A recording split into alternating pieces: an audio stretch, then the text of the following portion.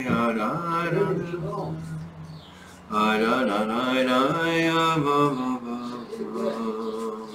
a nigun that's attributed to the Baal Shem Tov for the verse Shomrim Hafkid Le'irecha Kol Yom Kol Halayla, which we say at the end of the Haggadah. And since today is Pesach Sheni, we should say Pesach things. So I wish you all a Chag Kasher v'Sameach. We should reaffirm our commitment and our understanding. You know, it's good to revisit the notion of Pesach. We all talk about it, you know, and in the Tefillah we say Zman Chorotenu, the time of our freedom, of our liberation, right? But as Chazal teach us, that the coming out of Mitzrayim is not the Ikar, not the most important thing about Pesach is all about. The purpose of our coming out of Mitzrayim is for us to come into the land of Israel. And it took us 40 years, and we're still having trouble adjusting to it today, even though, Baruch Hashem, we just had the 74th birthday of Medina Israel. But you don't undo 2,000 years of Galut in 3 generations. So we're a work in progress, and my bracha for us all is that we should embrace the challenges of being a free nation, and we should build. You know, we should build with enthusiasm, with personal commitment, and Ahavat Israel and Ahavat Adot. We should genuinely accept each other for who we all are, and teach the rest of the world that acceptance as well. ירצון מלפניך, אדוני אלוהינו ואבותינו, שלא יארך דבר תקלה על ידי, ולא כשל בדבר הלכה, וישמחו בי חבריי, שלא אומר על טמא טהור, ולא על טהור טמא, ולא על מותר אסור, ולא על אסור מותר, ולא ייכשלו חבריי בדבר הלכה, ואשמח בהם, כי אדוני ייתן חוכמה מפיו דת ותבונה, גל עיניי ואביתה נפלאות מתורתך. We are, Baruch Hashem, on Pesach Sheni, live in Chabad of Rechavia, where I have the honor of continuing to learn Torah with an amazing group of gentlemen. Thank you all for being here. We are now, Bezrat Hashem, beginning the 9th parak of Rambam, Hilchot Yesodei Hatorah, the foundations of the Torah. And as we've been saying, the structure of this book, which is in 10 chapters, we started the first 4 chapters, which really went into great depth about the whole process of Maseh Bereshit, about the act of creation. We moved from that to the 5th chapter, which talks about prohibitions and actually how death, if you will, can follow from certain types of God forbid, from certain types of averot, certain types of transgressions. And that really mirrored the story of Adam and Chava in Gan Eden. The 6th parak has to do with the sanctity and the integrity of God's name, and in many ways it really reflects the story of Cain and Hevel. The 7th parak brought us to the notion of the concept of prophecy, of what it is to be a Navi, which is the appearance of Avraham Avinu. The last parak that we did, the 8th parak, really talks explicitly about Moshe Rabbeinu. So it moves from the general concept of prophecy to the highest of all prophets, the prophecy of Moshe Rabbeinu. And now we are in the 9th parak, which I would say reflects the this chapter expresses the integrity of the Torah itself. So we saw in the last parak that the reason that Moshe does not have to do signs and wonders to convince us is because at Har Sinai we saw and heard him speaking face to face with God, so we know. And so that also naturally transitions us, if you will, from the notion of the prophecy of Moshe Rabbeinu in the last parak to the Torah itself in this parak. So this parak, I would suggest, mirrors or evokes for us the episode of the giving of Matan Torah and the 10 Commandments. I just want to digress a little bit, because last week we did leave off a little bit with the question. Rambam says that Moshe only did signs and wonders for certain reasons. He says Moshe did not do signs and wonders to convince us that he was a Navi, a prophet, because we knew about his nevuah, because we saw it at Har Sinai, and the question was raised, wait a minute, what do you mean Moshe did signs and wonders? Doesn't God do signs and wonders? So Rambam, as usual, it's a very good question, and I think we should pay attention to it and just take a moment to address it. As usual, Rambam is very precise in his choice of words. Remember, unlike his other major works, Mishneh Torah, he wrote in Hebrew. So we don't have to argue about the translation of words from Arabic. Did he mean this or did he mean that? He meant exactly what he wrote, and we, B'ezrat Hashem, the purpose of our learning here is to try to understand Rambam's world the way that Rambam wants us to understand it, which is a big challenge, but it's also a very rewarding exercise. Throughout the 8th parak, he does not use the word nes, miracle. He used the word moftim, otot, signs and signals, if you will.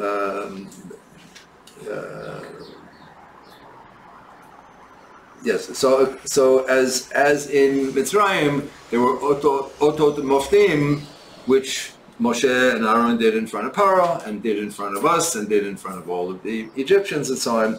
And so understand, first of all, that according to Rambam, he's very clear, he's explicit about this, 100%. This is not me interpreting or somebody else's kind of, bizarre, marginal interpretation of Rambam. Rambam says explicitly in more than one place that nevuah, prophecy, is available to both Jews and non-Jews, and that there are non-Jews who are genuine, legitimate prophets. In his letter to Yemen, which is a document that bears study in and of itself, is fascinating. Maybe B'ezrat Hashem one day we'll do it. He lists the prophets. He lists it from Sefer Eov, the book of Job, and he lists Job and all of his buddies, his whole his posse, right? So what's their name? Sophar and Bildad, Eliphaz, and so on. He says that they're all Nevi'im, and he says that they're all not Jewish. And there's a kind of a machloket at some point about Eov, whether he was a Jew, wasn't a Jew, whatever. But not for now.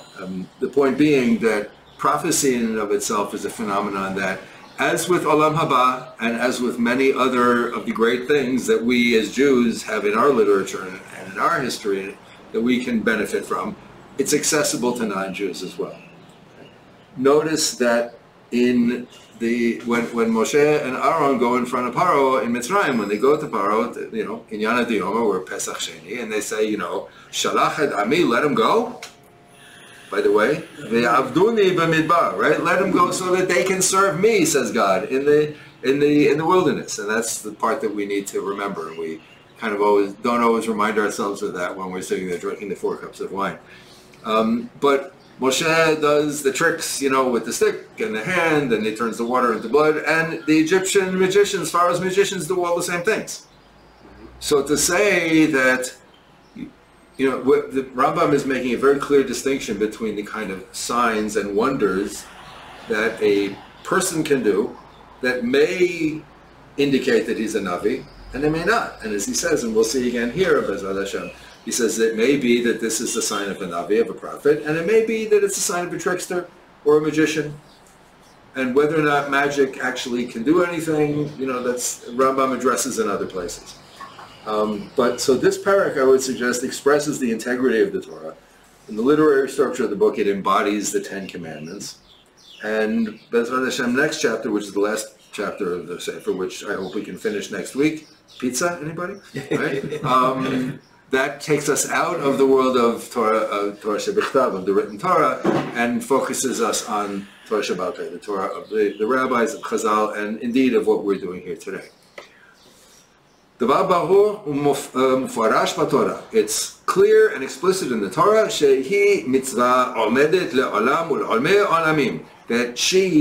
the Torah itself, is a commandment which remains forever. It's unchanged, without addition or subtraction. En la lo shinui, no change. Lo garon, no addition or subtraction. Lo subtraction, ולא תוספת, and no addition. שנאמר, את כל הדבר אשר אנוכי מצווה אתכם אותו תשמרו לעשות.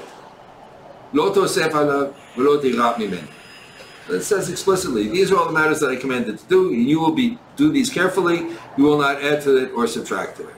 And as it says, והנגלות לנו ולבנינו עד עולם, לעשות את כל דברי התורה הזאת. And what has been revealed, meaning the Torah itself, is for us and for our descendants forever to carry out and to implement and to observe all of the words of this Torah. This teaches us that we're commanded to fulfill all of the directives of the Torah forever. It also says, Chukat olam ledortechem. It is an everlasting law, chuk, for all your generations. And also, lo bashamayim hi. Now this is very interesting. It teaches that the lo bashamayim hi, it is not in the heavens, teaches us that in Navi Rashai l'hadesh davar me'ata, that no Navi can come and add something new to the Torah. But this refers only to Maaseh, not to thought. Not sure I understand. Nobody can add. It refers to the Maaseh, the ala mitzvot. Yes. Ala mechshava. Mechshava, we need to keep thinking. Okay. Are you talking about interpretation? Yes, exactly. No, but Ezrat Hashem, our understanding and interpretation, our interpretations of the Torah, we should always do chidushim. Yes, thank you.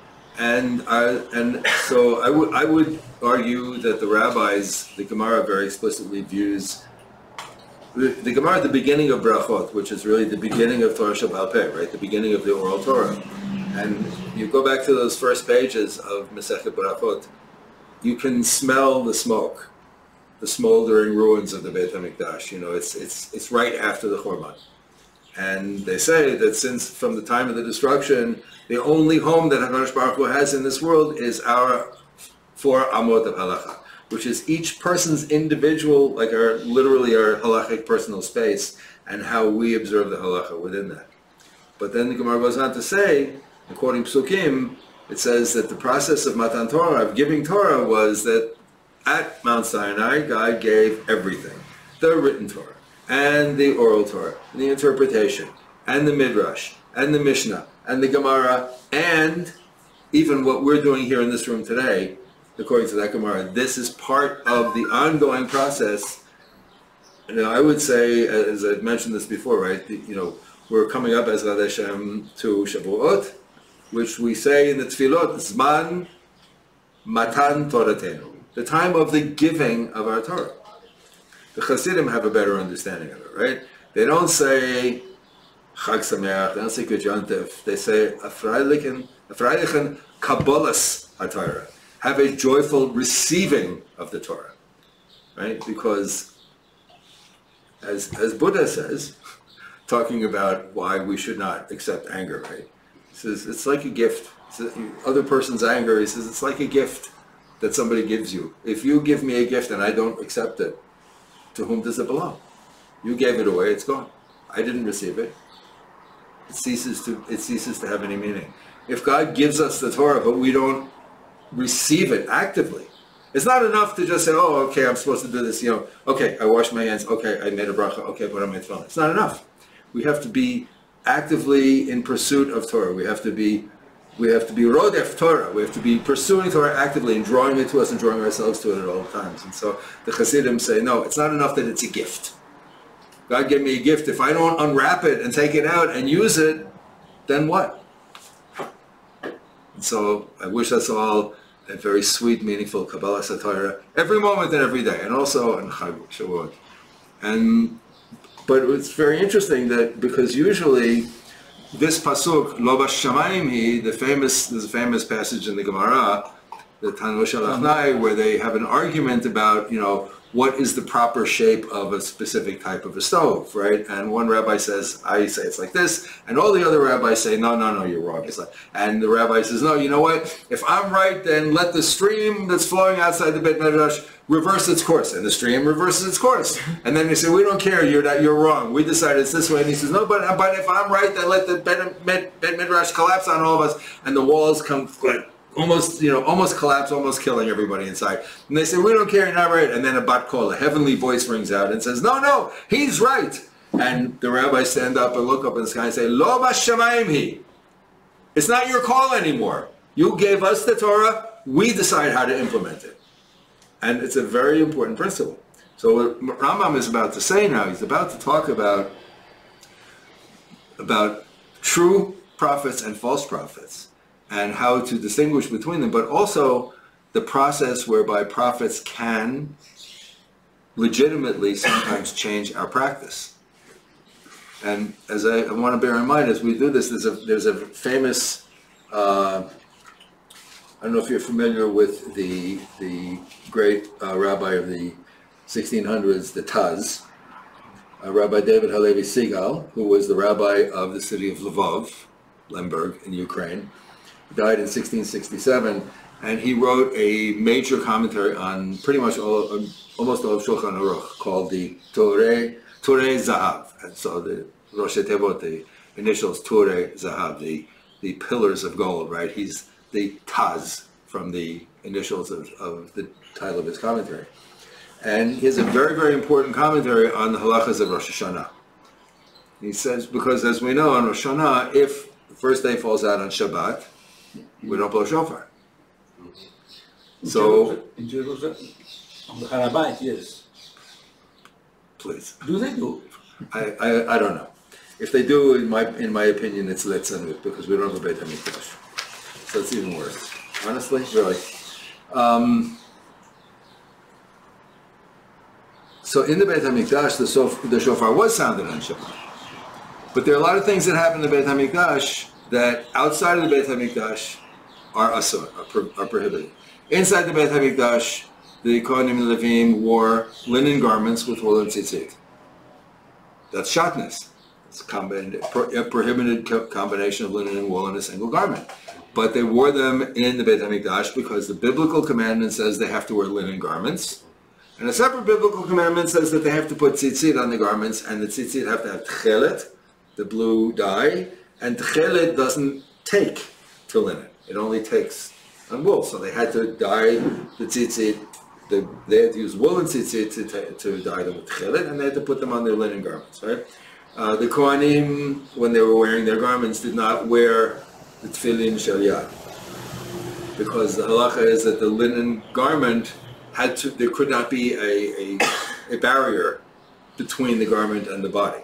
Just like when, if you have a bandage on your arm, you can't put that tefillin on, right? Because there can't be a barrier between the tefillin and your flesh, right? So similarly, the Kohanim and Levim could not they had to wear their tefillin all the time, but they couldn't wear the tefillin shel yad when they put on their garments, because it would separate their body from the garment. So there are all kinds of inyanim, these matters that inside the Beit HaMikdash, it's a different world. It's a world that it's not outside of the realm of halacha, but it's extraterritorial. It's extraterritoriality, right? Very good, thank you. There's halachic extraterritoriality, but there's also a concept that we apply today, right? Which is that that we can have one mitzvah which is doche another mitzvah, one mitzvah that shuts aside another mitzvah, right? And so, famous example is doing Brit Milah on Shabbat, right? Shabbat, you're not allowed to cause a wound, not allowed to cause a person to bleed, and yet on Shabbat you have to do a Brit Milah, right? So the Taz talks about how is it that the rabbis decided that on Rosh Hashanah, if it falls out on Shabbat, we're not going to blow the shofar. How could they do such a thing? So Taz says it's a very, very important principle that we see a lot. It's good to bear it in mind. The rabbis can't cancel out a mitzvah midoraita. They can't cancel a Torah mitzvah. But that's not what they do. But the rabbi's job is to explain to us how to observe the mitzvah and to condition, if you will, the performance of that mitzvah. And so the reason that we don't blow the shofar on Shabbat is because of the biblical prohibition of hotza'ah, what we call carrying on Shabbat, right? Taking an object and carrying it from one reshut to another reshut. So if we don't have an eruv, right, I can't take a book from here and walk across the street with it, for example, right? I can't have my keys in my pocket, okay? So similarly, outside the Beit HaMikdash, the concern is, if I am blowing a shofar on Shabbat, I'm going to take it from one place to another place. And so in one sense, they're saying they're protecting the Torah. In another sense, they're also asserting that the primacy of and the importance of the rabbis in explaining to us how we're supposed to observe the halacha. So I'm going to bear that in mind because Rambam is going to say some things about, ways in which Nevi'im can, either if they're false Nevi'im, try to change, or if they're true Nevi'im, even can change Torah requirements. No, but I never understood that idea. It says on the 8th day make a brit milah, and it's on also says don't make a wound.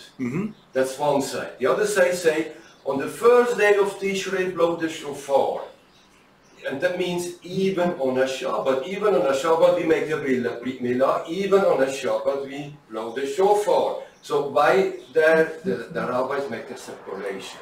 That I never understood in all the years. Well, so, okay, good question. More complicated answer, but actually it does not say explicitly blow the shofar on the first day of Tishrei.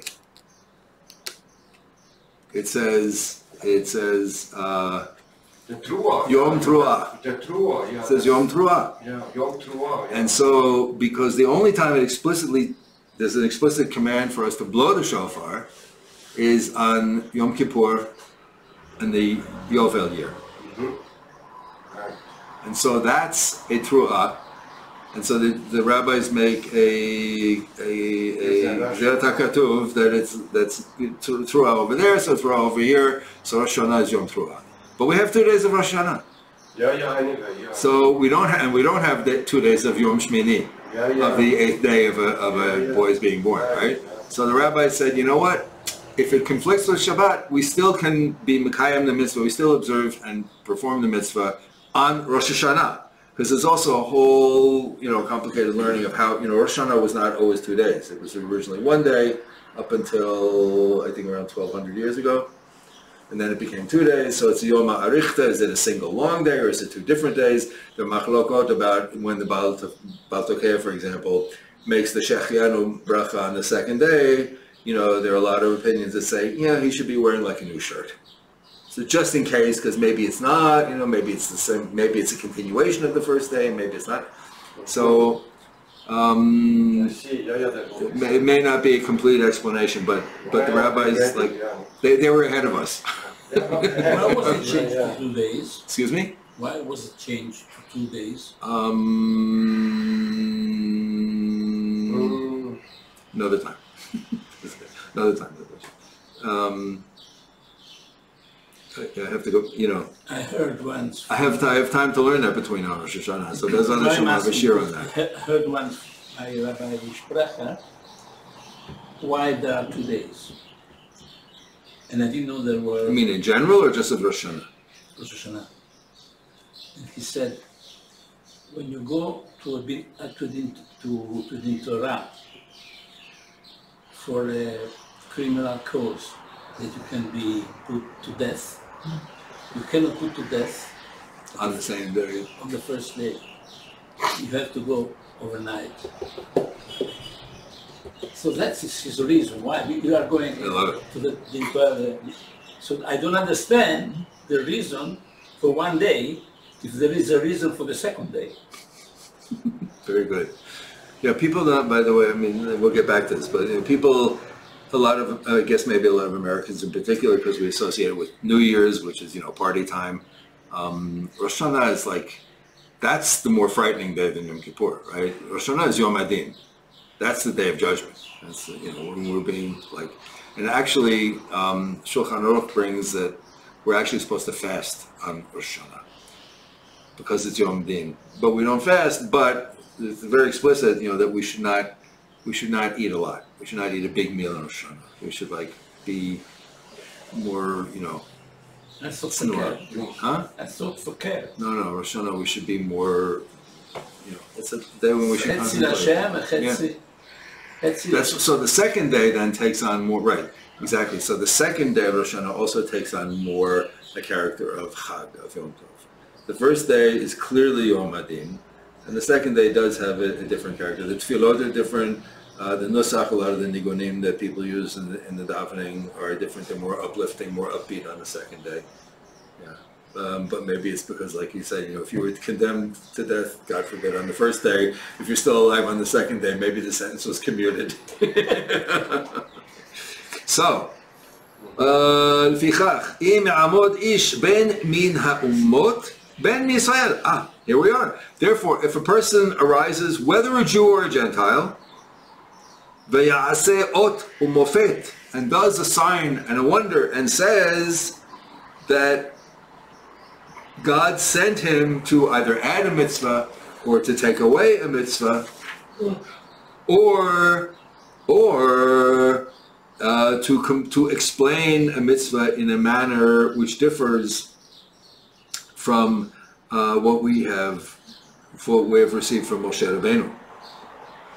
Or to say, this is something we're familiar with, that the mitzvah that were commanded to the Jews are not eternal, they're not forever, but they were given for a limited time. Then the person who does that, this person is a false prophet, that he comes to deny the prophecy of Moshe Rabbeinu, and he is executed by hanak, strangulation.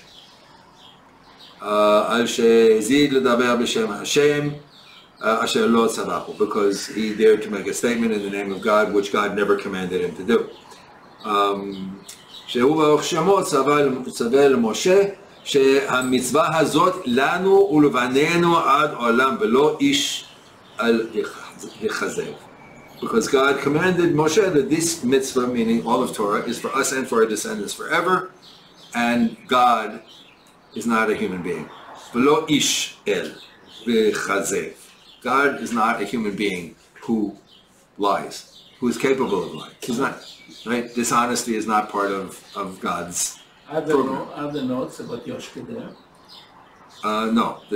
Actually, the famous passage is about Jesus come at the end of Mishnah Torah in Hilchot Melachim. And so, if that's the case, Lama ne'emar b'Torah navi akim lahem mikerev achehem kamocha. What does it mean when the Torah says in Sefer Devarim, in the book of Deuteronomy, I will appoint, God speaking to Moshe, I will appoint a prophet from among their brethren, like you, and I will place my words in his mouth, and he will speak. So, it doesn't mean that this new Navi, this new prophet is coming to establish a new religion, but rather that this prophet is coming to command the people to fulfill the precepts of the Torah and to warn against transgressions. And this we see in evidence from the last of the prophets, which is Malachi, who says, Zichru Torat Moshe Abdi. Remember the Torah of Moshe, my servant. Right? And so, the famous Gemara, which it's not famous now, we're going to make it famous right here, as Rabbi Rosenroy says, where Moshe is brought back, and he wants to see what happened, and so they bring him back and they put him in, they take him into Beit Midrash, and Rabbi Akiva is up there and he's teaching. And Moshe comes and he sits in the back row and he starts to listen, and he's a little confused. He's more confused, and he's like, he does not understand a single word. He has no clue what's going on. He has no idea. No. Adon. Eze Adon? Ani? Me? Who, me? Yes. Okay. No, not you, not you. Not me. This gentleman here in the black kippah. Mordechai. Okay. Off you go. Alrighty. And then at a certain point, he hears the teacher, Rabbi Akiva says, and this is all in accordance with Torah Moshe Rabbeinu, with the Torah of Moshe, our teacher. And Moshe has this aha moment. He says, aha, now I understand that this is a straight, unbroken line from what God said to me on Har Sinai and what I gave over to the people. And this is what they've done. They take it, and from generation to generation, the world changes, society changes, people, but they've kept this unbroken chain of Torah from Har Sinai going forward. And so he feels better about things, right? And so the last of the prophets says, Zichru Torat Moshe Abdi, remember the Torah of Moshe, my servant, right? The world changes and halacha evolves. and we come up, as you said, with chidushim, and that's really our job, right? Is to maintain the halacha, even though halacha can evolve, but it evolves within a framework, and that framework also provides a container for our thought. As Rabbi Nachman says, the chidushim are very important. We have to continue to use our imaginations, and Rabbi Nachman says explicitly, you approach a Torah text, you should let your imagination run wild. Any interpretation, there's no such thing as an interpretation that's usher. You have to use all of your faculties, your intellectual and your imaginative faculties, to try to understand the Torah and to bring out chidushim. But do not change the halacha. We don't say, oh, I had this great vision, now I understand this in a completely different way. And that means that I shouldn't put on tefillin anymore. It doesn't work that way, right? So we live, our soul, which is this eternal, intangible, amazing, mystical thing that we have a hard time understanding, and it lives in a physical body. And I want to suggest that that's very similar to the way that our intellectual and spiritual growth and development relates to our observance of the mitzvot. That the halacha it's a container, like our body is a container. And our understanding and our chidushim and our interpretations are to the halacha, in a certain sense, the same way that our soul dwells within our body. How far they need to go together. We're inseparable. How far can siyag go? Because you cannot change iota, you cannot change anything. You can add and you can not take away. But the siyag does. How far can the siyag go? I mean, how restrictive? Yeah? How restrictive? Yes. Yeah. Well, that's an interesting question. I'm thinking about the Pesach. Something that I cannot swallow. Which? Kidney. Yeah. I cannot swallow it. I can swallow it. We swallow it. But I also shave during Sira. So. This was also new. It didn't exist at all. Well, I would say, not to address kidneyot explicitly, right? As I'm sure you know that there are a lot of Ashkenazi Jews now living in Israel who say, now that we live in Israel, that doesn't apply anymore. And then there are others who say, no, achad kama v'chama, all the more so we need to really be strong about this. And by the way, among the most vociferous proponents of Ashkenazim keeping the observance of Kitniot is who? Rabbi Ovadia Yosef. He said, y'all got a very, very strong minhag. You can't just walk away from it like that. This is your minhag. But like, you're going to give up your identity? Very interesting. And I don't think he was, I think he was not, he was... He was Sephardi? Yes, Sephardi. Yeah. And he was, but I think he wasn't making a joke. He wasn't making fun of Ashkenazim. Because remember what Rabbi Ovadia did also, he caught a lot of flack within what we call, the word Sephardi is like, it covers a whole lot of really, really, really different cultures, right? Spain, Portugal, southern France, Italy, Yemenites, Persians, Jews from North Africa, Jews from Syria. I mean, these cultures have nothing to do with one another, right? But how Yemenites became Sephardim is totally beyond me. Okay, they came here and everybody, and because this is an Ashkenazi country, they said, I don't know, you guys aren't Ashkenazim, you must all be Sephardim, right? They have completely different cultures. And what Rav Ovadia did was he established and very authoritative. No, Rabbi Yosef Karo wrote the Shulchan Aruch. Yeah, that was in the 1400s. So now Rabbi Ovadia is, passed away. More present. 60, no, less. 10 years ago, maybe? Maybe less. Okay. What Rabbi Ovadia did, and he caught a lot of flack over it, was he said, no, this is the Sephardi halacha. Which he said, this is the way that all Sephardim, and he accepted that broader definition. Because he was trying to also create, if you will, a cultural identity. Right? So this is the way that we practice. And he caught, among others, for example, the Moroccan Jews, who are called Sephardim, quote unquote, but they have a lot of very, very, very different practices from what Rav Ovadia codified. Right? Moroccan Jews don't eat kitniot on Pesach. Just a couple of little items. Moroccan Jews So Sephardic Jews. But there are some that do. So, some Sephardi. No, Sephardim do, but I'm saying Moroccan. Will not eat kitniyot. Yeah. So Moroccans do not eat kitniyot. Oh, that's Okay, so that's what I'm saying. Yeah. Oh, that's right. Right. I heard that. Right. I heard that. And- Shimon. Shimon says that he won't eat kitniyot. He's from Morocco. Right. You know, the Sephardi Nusach, Sephardim do not make a bracha on Chatzi Halal, on half Halal, because it's a minhag, right? Moroccans do. And so there's these books of Shuvot, of, responsa written by Moroccan rabbis attacking Rav Ovadia, telling them how they're supposed to behave, because they say, no, that's fine, you Iraqis, Egyptians, fine, you guys want to do it that way, but we have our own ways of doing it. So just because we don't add to or subtract from the halakha doesn't mean that we can't get very contentious about it. I will just say one more thing on that in terms of, well, two things, in terms of chumras, right? So the Mesilat Yesharim says that the whole purpose of a chumrah, Mesilat Yesharim is the path of the just, right?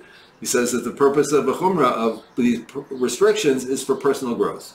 That if I know I have a challenge in a particular area, then in order to focus my attention more on that area, I'm going to take on a personal practice which is more restrictive. But this is individual. This is individual, exactly. And the problem is that it's unfortunate, because what happens is that, so my Rav told me this terrible story, but I think it's worth repeating because it expresses exactly what the problem is with these type of personal chumras, right?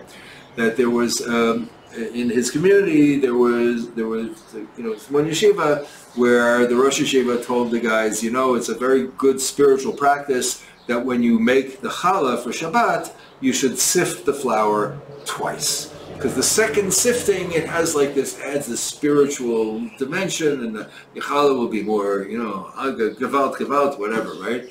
So one of the avrechim, one of the kollel guys comes home and he tells his wife, honey, this week when you make the challah for Shabbos, I need you to sift the flour twice. Because my Rav said we have to sift the flour twice. So okay, so she said it. So one Friday he comes home and he's thinking Shabbos, and she's sitting like this.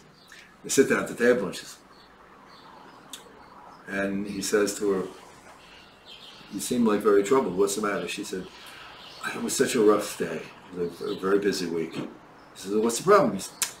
She said, I only sifted the flour once for the challah. I was very busy and the kids were... And the guy threw a temper tantrum. He started screaming at her. This is Friday night, Shabbos, at the Shabbos table, right? He threw the challah across the room. Said, how could you? So first of all, if your rabbi tells you that you have to sift the flour twice, then you go home and sift the flour twice. What, are you going to yell at your wife and you're going to scream at your kids and you're going to ruin Shabbos like this? This is a sickness, chaver. And this is unfortunate that there's so much of this in our world. So much of this. In the frum world, it's like, oh, wait a minute, I got a chumrah. My chumrah becomes your obligation. It's not the way it's supposed to work. Okay? Give up. It's not the way it's supposed to work. Rambam says explicitly, when a Nazir, a person who takes an oath for 30 days not to drink wine, not to cut their hair, and so, right? And when the Nazir's time is over, he has to bring a korban chatat. He has to bring a sin offering. And so, what's the sin? And Rambam, that's right from the Gemara, he's not making this up. He says, what's the matter? There weren't enough restrictions in the Torah? Well, you know better than God? Oh, really? Okay, fine, good. Welcome back to the real world. But you know what? You have a lot to atone for now. Like, you put yourself above God for 30 days. Really? Okay. It's hard enough, Be'ezrat Hashem, to just try to live up to the basic mitzvot that we try to get, try to observe in the course of a day, right? This business with chumrah it's very sad, because it immediately becomes, I take on practice for myself, and now your lives have to be run by what I've chosen to do for myself. We see it over and over and over again. Okay. Yes, okay. So he said, now, however, a prophet may command us to do something. Excuse me. Please. I heard a chumrah yesterday I never heard before. There was a bar mitzvah at the shul. Okay, Mazel Tov. And came to the end of the service, and the bar mitzvah boy approaches the rabbi and he says, I want to open the Aron for Anin Zmirot. Zmirot, because my future wife may be pregnant. Did you hear anything about this? One more time. My future wife. So that my future wife will have a baby. Will have babies. It's a segula. It's a segula. For the future. Yeah. Okay. Did you ever hear this before? Yeah, I heard that. Okay. Whoever is pregnant. But that's not a chumrah. That's not. That's just a segula. That's good. I never heard this before. Me neither. Thank you. Now, if you're telling me that he opened it because the woman who is pregnant, he's going to have to marry now that he's bar mitzvah, maybe the rabbi would have a different conversation with that. But when he announced that, everybody laughed. I didn't get the joke. I didn't know why. Well, listen. Seems that everybody knew this. Cute. Sweet. Okay. וכן אם ציוונו בדברי הרשות, כגון, לכו למקום פלוני או... Okay, so, however, a prophet may command us to do something which is not written in the Torah, but which is also not a violation of Torah law. So the prophet may say, okay, now you have to go to such and such a place, or do not go to such and such a place, or now you have to go to war, or now you have to not go to war, and so on and so forth, or build a wall, or don't build a wall. So in these instances, says Rambam, it's a mitzvah to listen to the prophet, and anyone who violates these, kind of non-halachic directives of the prophet is chayav mita b'yedei shamayim, is worthy of death at the hands of God. Okay? Because it says, V'haya ha'ish asher lo yishma el divrei an-navi asher daber bishmi anochi edrosh me'immo. Because it says in Sefer Devarim, in the book of Deuteronomy, and it shall be that a person who does not heed my words, which he, the prophet, speaks in my name, says God, I will take it out on him. Similarly, Navi she'avar al divrei atzmo v'hakovesh nevuato chayav mita b'yedei shamayim. Also, a prophet who violates his own prophetic instructions, or one who refrains from prophesying, is worthy of death at the hands of heaven. That's a false prophet. Not exactly. No. This is now he's talking about something else. He's saying that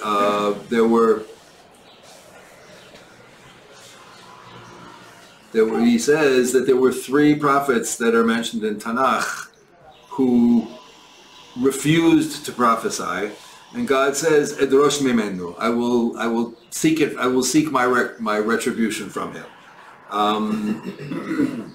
And he points out, he says, Ido, the prophet, who was commanded to prophesy against the altar of Yerovam in Bethel, and God told him not to eat or drink until he came back, and he did. He ate and he drank, and therefore he was killed by a lion. Not to mention the most famous one who refused to prophesy, who was Yonah. Right? God says, go to Nineveh and tell them, and he says, you know what, I'm out of here. And he gets on a ship and he heads off in the other direction, and God says, come back. Now, when a prophet,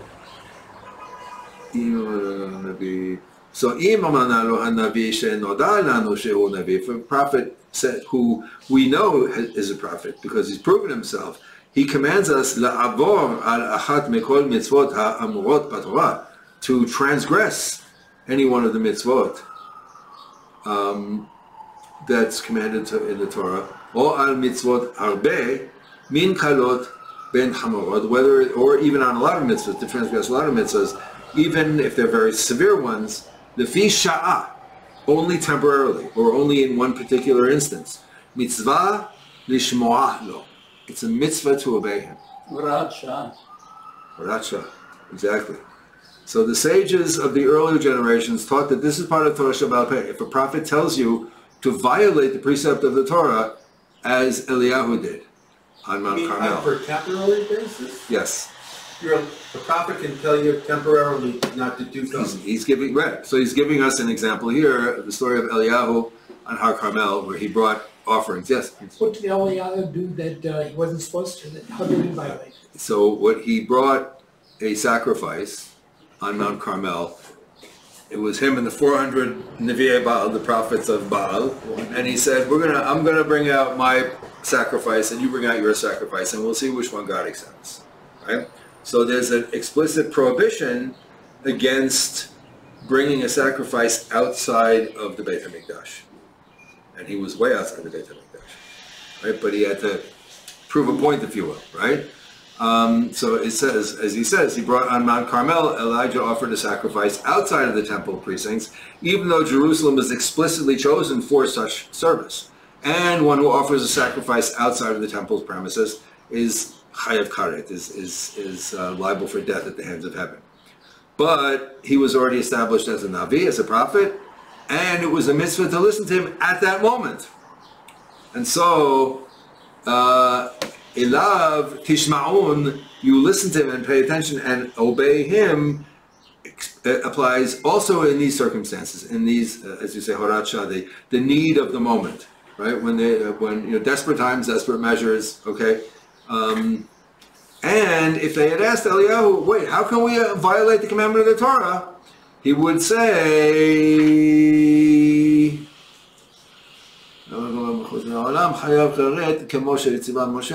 אבל אני אקריב היום בחוץ בדבר השם כדי להכחיש נביאי הבעל. He would say, no, I am doing this explicitly at if you will, at God's behest in order to discredit these false prophets. Right? It's one thing, I mean, if you have a showdown between two prophets, I can just ignore the guy. But when you have the king and the queen who are supporting 400 false prophets, you have to make a very public statement. Yes. Why weren't those false prophets killed? They were. Okay. 450 of them, though, right? 460, I think. It's your homework for next time. It's your homework for next time. They were, but they had to have the showdown. They had to have a chance. I guess, yeah. I mean, similarly, it's the parallel is very obvious to the Parsha Korach, right? Of the story of Korach and his chevra, and they all showed up with their fire pans, and what's going to happen, because we just saw the story of Nadav and Abihu, and they did something that they were told not to do, something that they were not explicitly told to do, and that led to their death. And Moshe says to Korach, you guys, you show up tomorrow morning with your incense burning, we'll see. And they should have known. I said, and maybe they did. I don't know if there's a midrash. It'd be interesting to search whether there's a midrash that they knew that they were going to die, but they went and did it anyway. I'm sure that there's probably some kind of midrash like that somewhere. Was Shlomo Melech considered a Navi?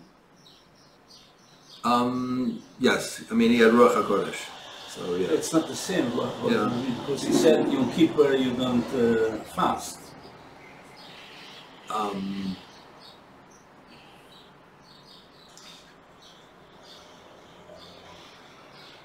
Go ahead. He said that after the completion of the right. MIDRASH, on Yom Kippur, that year. we will not fast. Right. Okay. So a king can do a Horat Shah. Interesting. That's your homework for next time. Okay. Okay. Similarly, let's go. How are we doing? We ask Bibi. Well, it would be nice to, I think Be'ez Hashem we can finish this paragraph today.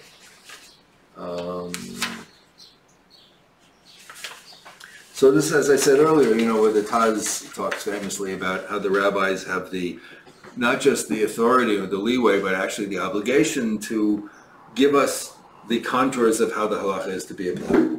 And they have to decide. And by the way, somebody, as Gabriel raised the issue before of Mila on Shabbat, and why is blowing shofar on Shabbat not the same as Mila on Shabbat? Because they're both mitzvot midoraita, they're both Torah commandments, right? And so the rabbis make a very clear distinction, and that gives us guidance, right? And again, as Rambam said earlier in the last parak, talking about, or in the last two parakim, talking about the phenomenon of prophecy at all, right? That we have, the Torah tells us that if a person does this and this and this, you accept that person as a Navi. You accept that person as a prophet. They have to bring signs, and then they have to make predictions, and the predictions cannot violate the Torah, and they have to come true. And if a person brings proper signs and then makes predictions, and the predictions come true, we accept that person as a Navi. And as long as that person doesn't tell us to do something that's against the Torah or abrogate the Torah in any way, we continue to accept them as a Navi until their predictions prove not true. What's that mean? That means that it's very, very possible from the beginning that somebody who the Torah designates as a prophet might not be a prophet.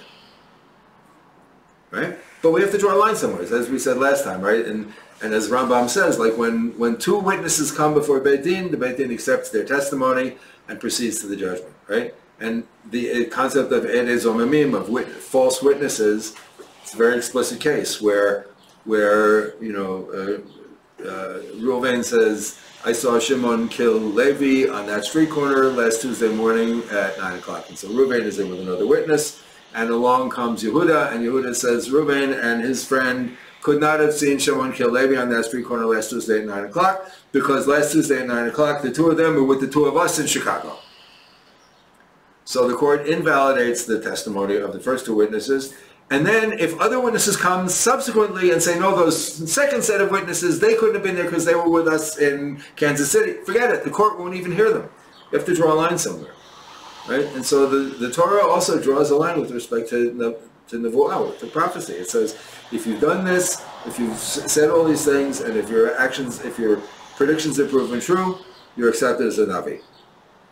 We have to live with this, all right? So the Haibahim, we have to live with the words of the Torah.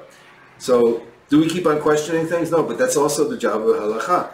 I remember, when like my smicha is Isa v'heter, it's like kashrut, right? That was the basic set of halacha that I learned from my smicha. And the whole purpose of these halachas, it's 90+% of the time, it's all about oops. It's all b'di'avad, after the fact, right? It's like somebody calls you up Erev Shabbat and says, I think I used this spoon in that pot, I think that maybe the chicken wasn't with that, or what, or it's 24 hours, not 24 hours, I had milk, I had meat, I had this, I had that, right? It's all, how do I fix something that I think might have gone wrong? And our whole lives, we never know when we get out of bed in the morning where our path is going to lead. We never know what we're going to face, what's going to happen. We never know. So the halacha really is a way to it takes us by the hand and supports us and leads us through all of the pitfalls, many of which we fall into, but when we fall in, it says, okay, let me get you out, and we'll do this, and it's amazing when we learned in Bezat Hashem, I guess we'll have to do it again because it's such an amazing sefer, when we learned Rambam Hilchot Yesodei, the laws of repentance, right? He says explicitly, and he's not the only one, right? The Chazal is full of this, that we do teshuvah, we repent, and the repentance is genuine, and it's accepted, and it's real, and then the next day we go back and we do the same sin again. And it doesn't mean that the repentance wasn't real, but that the teshuvah is coming back. That's what it means, teshuvah, going back, returning, right? Say, you know what, I didn't completely learn the lesson, I need to do it again. And that's why, among other reasons, that's why Rambam says explicitly, and it's the halacha, that on Yom Kippur, we don't just clap al chet for the sins that we know that we didn't do teshuvah for yet, but we also resurrect all the sins that we've done teshuvah for in the past, even Bezat Hashem, the ones that we've completely left behind us, and we actually did quit smoking, Baruch Hashem, we were actually, and it's been years, but we still, as King David says, my sins are always before me, right? And it's not because I'm such a horrible person, it's not I'm unworthy, it's not. Adrabah, it's like, everything in my life has a lesson to teach me again and again and again. And it's every experience that it's a commonplace, right? We learn more from our failures than from our successes, right? So I heard a thing the other day about this coach who's like a winning, and I think he was like a varsity college coach, and he said he really hates it when his team has a really big win. Because the day after a really big win, they don't want to practice. They're just like, yeah, we really kicked their butt yesterday. Yeah, we're so good. And he said, and then they usually lose the next game. Right? So, okay. Similarly, oh right. So by the way, if if another prophet commands us to transgress for a limited time, it's a mitzvah to listen to him. But if that prophet says that the mitzvah has been canceled, then you know that he's a navi sheker. You know he's a false prophet, and he gets hanek, death by strangulation. Okay. Similar, please. Who strangles him? The Bet Din. Bet Din, the rabbinic court. The rabbinical court. Okay. Shukran. Okay, somebody. The judges, they take him, you take him in front of court, the court condemns him to death, and he's let out, and he's put in the place of strangulation. That really happened, right? So the four categories of execution, right? Skila, Schaifa, I mean, stoning? Right. Stoning? Or people are stoned too. Right, stoning, burning, Stabbing. beheading with a sword, and strangulation. So strangulation was they would tie him to a chair, and they would wrap a cord around his neck, and the two executioners would stand on either side, and they would shoot. Right? Like in The Godfather. Stoning was the person would be thrown off of the roof of the building into what's called the place of stoning. The Arabs do it still. It's a wonderful thing. The Arabs do Srefa, burning is not... LGBT. The LGBT. They throw from Burning is not tying somebody to a stake and setting fire to it. Burning is pouring molten lead down their throat. Wow. Yeah. Right. Lo aleinu, ba'minan. And Seif, sword, is beheading with the sword. Anyway, but when it says stam mitaj, when it doesn't specify in the Torah when it says a person gets the death penalty, but it doesn't say how they're supposed to be killed, stam mita is hanek, is strangulation. So, similarly, if a prophet nullifies a concept transmitted by oral tradition, or says with regard to one of the Torah's laws that God commanded him to render such and such a judgment, or such and such is the law regarding a particular instance, and the decision follows certain opinion, he's a false prophet. Even if he performs a wonder. Why? Because he's coming to deny the Torah, of which it is stated, Lo b'shamayim, aval lefi sha'ah, shomein lo b'chol. Right? But again, this is any time that somebody who purports to be a prophet comes and says, this is canceled. This is no longer the halacha. But again, in a unique situation where there is a specific need in the moment, then we do follow. What are we talking about? B'shar mitzvot aval ba'avodat kochavim en shomim lo. All of this notion of temporary suspension of halacha or of a specific mitzvah relates to everything except avodat kochavim, except idol worship, except the worship of false gods. Okay? Afilu lefi sha'a. Forget it, not even for one moment. Afilu ase otot moftim gedolim v'amar she'Hashem tzivahu she't'avod avodat kochavim hayom bilvad. Even if the prophet comes and does all these amazing gewaltic signs and wonders and says, no, God told me in order to save the nation we need to just bow down to the idol just this one time, just today. And we do this just this once and then we'll be fine. Nope, forget it. He's considered to have diber Sarah al Hashem. He spoke perversely against God. Where al zeh tiva hakatuv v'amar. This is what the Torah commands in the pasuk in Sefer Devarim in Deuteronomy. If a sign or a miracle is performed, then he tells you, "Let us serve other gods." Don't listen to the words of this prophet, for he has spoken perversely against the Lord your God. V'ha'ot v'hamofet lo tishma el drei hanavi ahu ki diber Sarah al Hashem Elokeichem. Because he's coming to deny the prophecy of Moshe Rabbeinu. And therefore we know for a fact that he's a false prophet.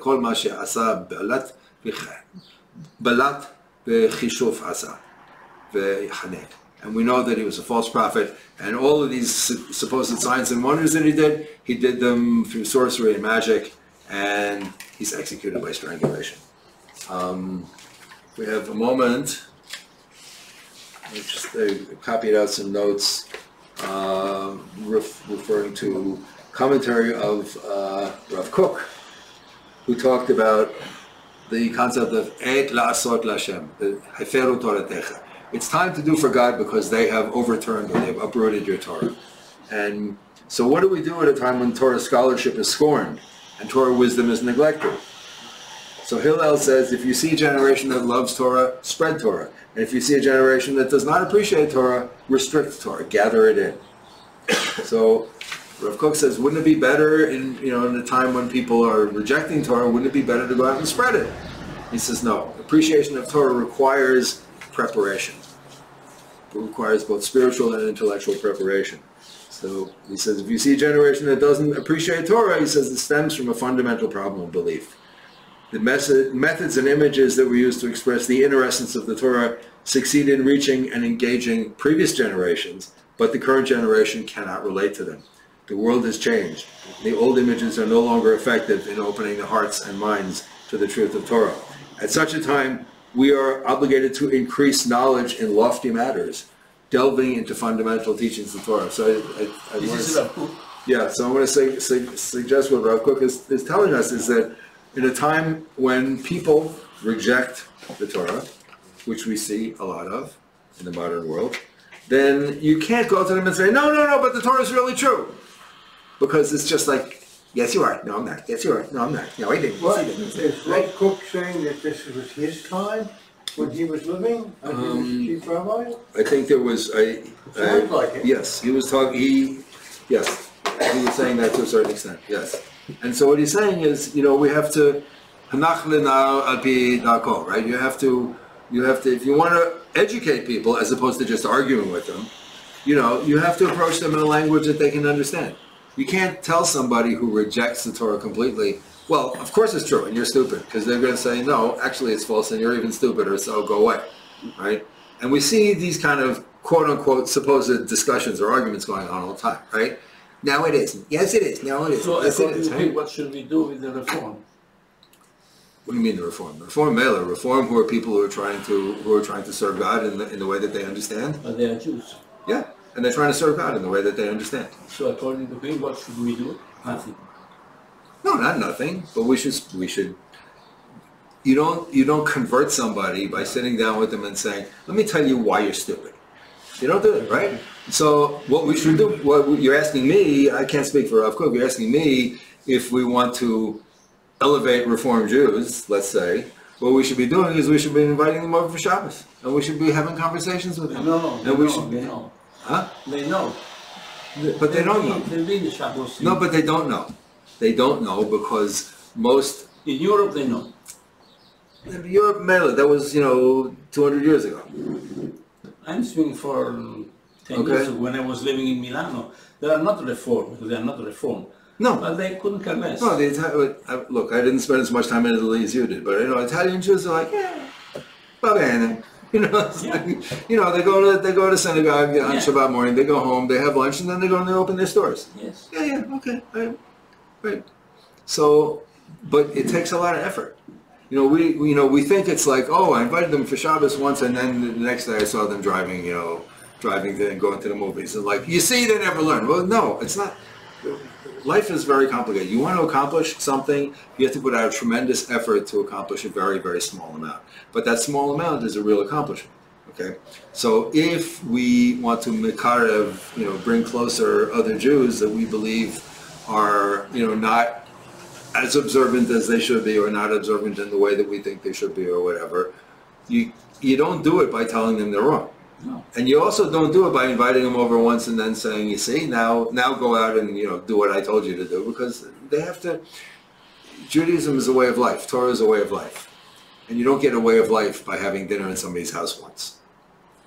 Let's say another thing which I hear a lot, which I just heard the other day from visiting Americans who are quote unquote modern Orthodox, but not very knowledgeable, right?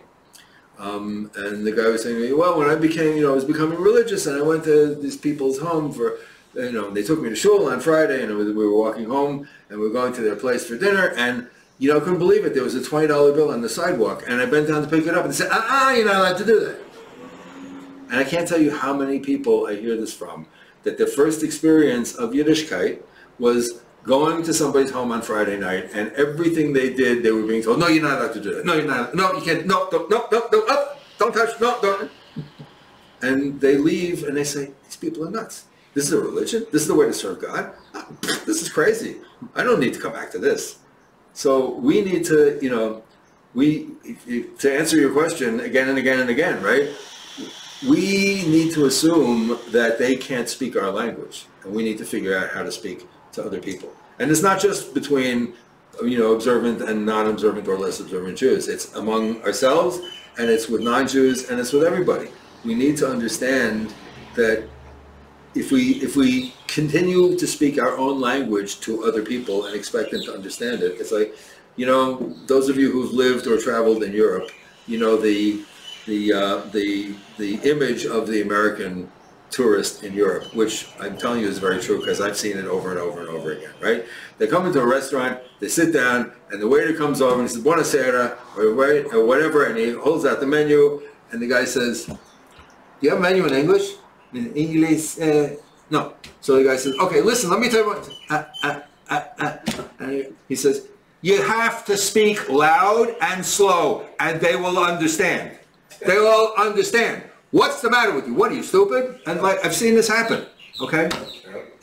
And we behave that way also, and we slip into it very easily, because we think we have the truth. And I'm not so sure that we have the truth. I think that we have access to the truth. But, knowing that there's gold buried, 2 kilometers down doesn't mean that I'm rich. It means that I have to do all the work to get all the way down and then bring it all the way up. Shabbat Tov, Chag Sameach. Perfect.